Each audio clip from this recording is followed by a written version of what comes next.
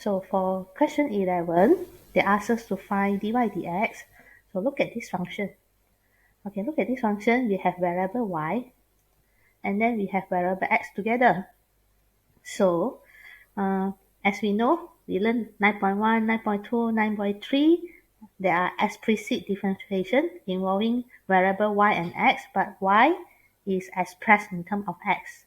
Then when we learn 9.4 implicit differentiation, also involving variable x and y, but the variable x and y is in combining function together.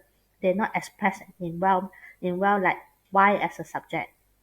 So when we look at the question, we have no this one. This one is explicit equation, or this is implicit equation, or this is parametric.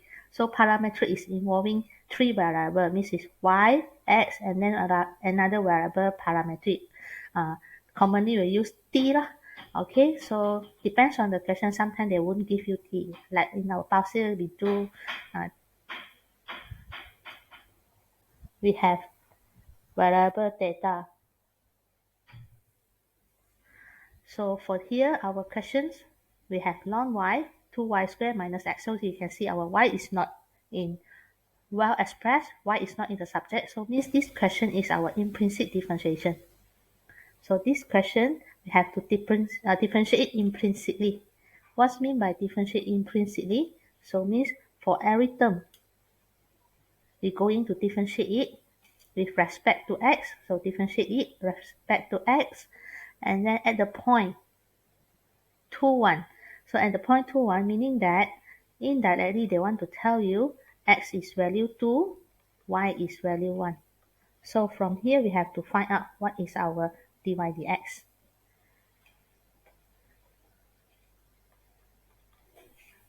So from our question, ln y equals to 2y squared minus x. We're going to differentiate it respect to x. What's mean by differentiate it respect to x? Means when we differentiate on the variable x, we use the rules of differentiation on the variable x, we differentiate straight away.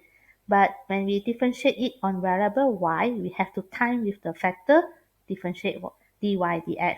So we will apply the rule of differentiation on y variable, but we need to need to times in our factor of dy dx. So this is the method to do our implicit differentiation. So for this question, like ln y. So ln y, when you want to differentiate ln, we will apply the rules of ln. Here, when we want to differentiate our 2y squared, we will apply our independent variable. So differentiate x also independent variable. So this one 1, 1, 1. So ln y, the rules of differentiate ln. Sin is equal to ln. Okay, the rules of differentiate ln is sin is equal to ln, differentiate-nya di atas. So itulah adalah rules kita. So differentiate y di atas, dia akan dapat 1. Because this is variable y, is not the respecting variable x here, we have to times in our factor of dy dx. So this is the method we doing our implicit differentiation. Then we will repeat again for our second term in this equation. For 2y squared. So untuk sebiji variable ini, our rules of differentiation, power darab ke depan, 4. Power tolak 1, dapat 1. So because it is y, is not respecting x, so straight away we time with its factor of dy dx. Then we move on. Our third term, negative x. Differentiate negative x, we get a constant here. So remember, when we have an x, means the constant here is 1. When we differentiate it, we get 1. So after we differentiate this, our purpose is finding our dy dx. Then we substitute the point x equals to 1, y equals to 2. X equals to 2, y equals to 1 into our dy dx. Okay, so how we simplify the equation here? We are going to collect dy dx to the left hand side. So move this term involving dy dx to the left hand side so that we can factorize our dy dx.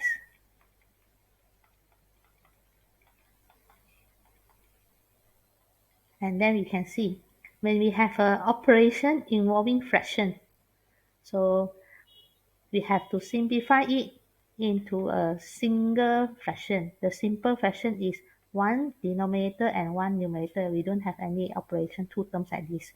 So get same to the denominator, so this will times y.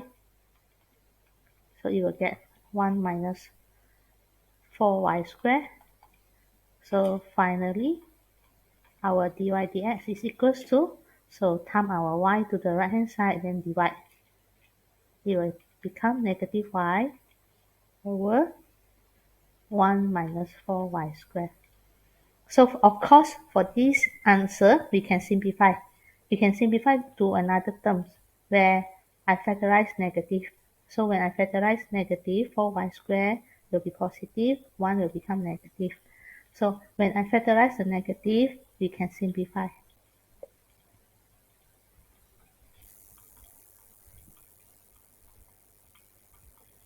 So this is the way we're going to simplify our dy dx.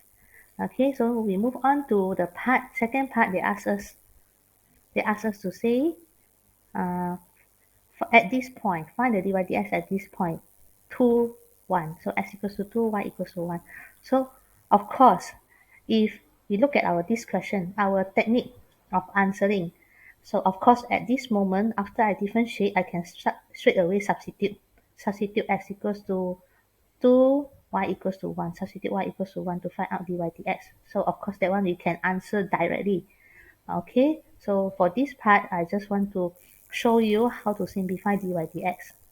Just in case the question they can change. They say find the dy dx first and then evaluate the dy dx. So my method doing here is finding the dy dx first, then I evaluate the dy dx afterward. So when I want to evaluate, going to substitute y equals to 1. Variable x we don't have, so we substitute our variable y equals to 1.